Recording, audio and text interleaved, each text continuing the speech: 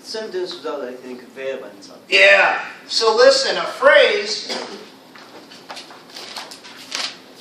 doesn't necessarily have a subject or a verb. Can somebody give me an example of a phrase? Over the map, teacher. Keep talking? Yeah, that's a verb phrase, isn't it? Keep talking. So in that situation, you have a verb and you have a gerund. And that's just a phrase. It doesn't have a subject. Good. Also, what another example? Can you say all the test over the map? All the test over the map. Over the map? Yeah. Or you could say the test is all over the map. Yeah. That means it's just like, it talked about all different kinds of stuff. Right? Yeah, that's a nice idiom. But another typical phrase would be like, in the house. So that's, what do we call that? What's this? Preposition. It's a prepositional phrase. Yeah? So you got a prepositional phrase. Yeah, I like what he said. He just said to keep eating or something like that. Keep eating. Now listen, this is interesting actually. That actually could be a sentence or a clause because it could be a command, right? You keep eating.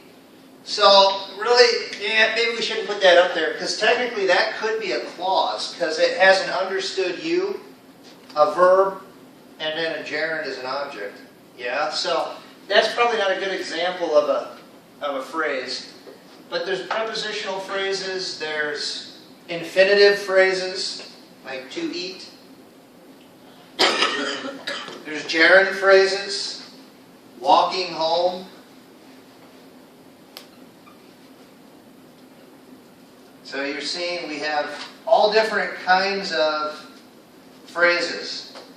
It's a gerund phrase. And so that's a phrase. What about a clause? What does a clause have to have? What's that?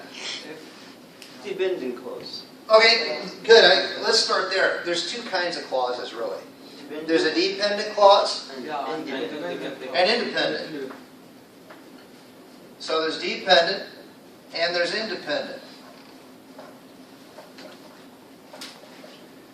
So how many different kinds of dependent clauses are there? Anybody know?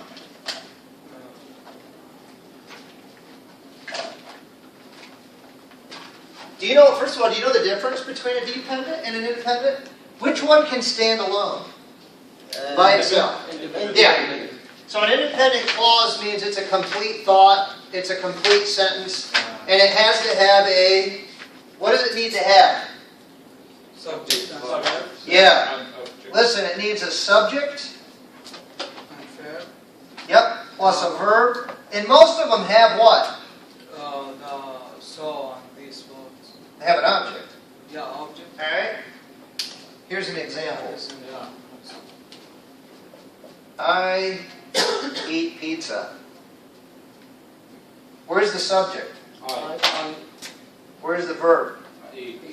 And where's the object? Good. That's an independent clause, a main clause, a complete thought. Now, we have dependent clauses, and today we're looking at an adjective clause. But how many are there actually in English? I think 7. No? No, it's more. I started off. I didn't. How many? It's more than 9. We have an adjective clause. Yep. Adverb clause. That's it. Noun clause. No, And a noun clause. That's it. That's it, man.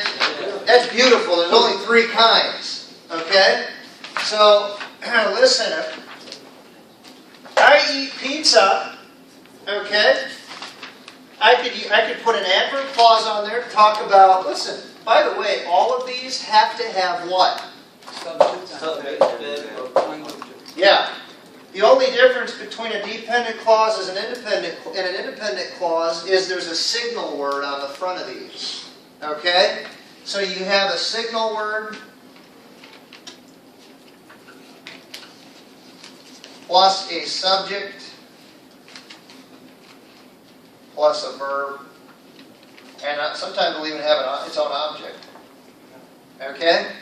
So let's take this. Now listen, here's the rule. You always have to have an independent clause with a dependent clause. Do you know the word dependent? It means it relies on. It requires help. Okay? A dependent in English. Someone says, hey, Francisco, how many dependents do you have? Do you know what they're asking you? What am I asking you? How many people is under my responsibility? Good. Generally your children, right? Or it could be your wife if it's your taxes. Maybe. Yeah. So these are people that depend on your support, your help. So just remember, these guys right here are dependent on the independent clause to make sense. You can't put them by themselves. Okay? So let's add, I eat pizza Last night. when I was I'm hungry. When I'm hungry. So let me ask you, what kind of clause is this? Which one of these three? And dependent clause. It is dependent, but is it a... It's Adverb. It's an adverb clause, see, because it's talking about time. So that's an adverb clause. When we talk about time, it's adverb. Yep. Okay? Listen, by the way, there are how many kinds of adverb clauses? Does anybody know? Nope. I think it's a 3. So, now listen, now we're jumping to adverb clauses. You can do time. Adverb of place, adverb of time. Oh, hold on. We got adverb of time. We got condition. The if clauses, right? That's what we just learned. Okay. We also have contrast. That's like while, whereas, although, okay? Contrast. We also have, so we have condition, contrast, time, cause, and effect. That's like a because. Those are all adverb clauses, okay? And they deal with, they answer questions like where, when, how often, to what extent, okay? And so they're going to start with words like, there's a whole lot, there's lots of them. So, listen, let's kind of refocus back over to adjective clauses, since we're going to talk about that today. I eat pizza. That they like. There you go. That I like. In this situation, here's your signal word. We call that a relative pronoun. Okay? And what do you notice? What is this describing? The Pizza, describe the subject. So this is one rule. Okay? Adjective clauses always, where are they located in the sentence? The subject. Huh? After cloud or whom? After the object. The object. Yeah, well, be careful. Before when mark is. Adjective clauses always follow the noun that they are describing. So it could be a subject that it's describing. It just comes right after the subject. It could be an object that it's describing. But the key is they always come right after the noun that they're describing. Are you with me? Yep. You okay? All right. Let's clear some space here, and let's kind of go through this in an orderly fashion.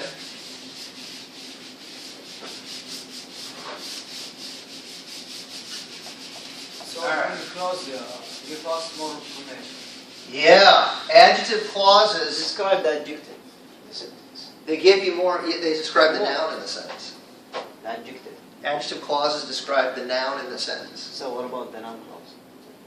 Yeah, we're not going to talk about that right now because that's another topic. The noun clause always acts like an object in the sentence. But yeah.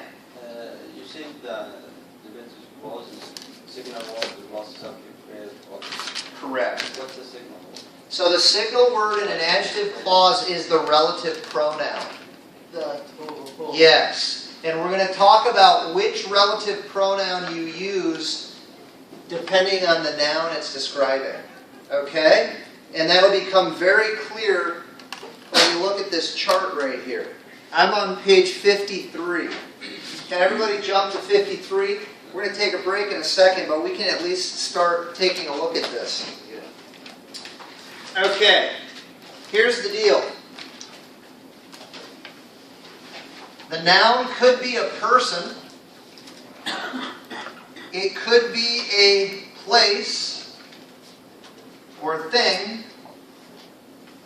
We'll give examples. It could show possession. There could be a noun of possession. All right? We'll look at all three of these, but first, let's take a look at the first one for a person. And Francisco, will you read the first example? The physicist.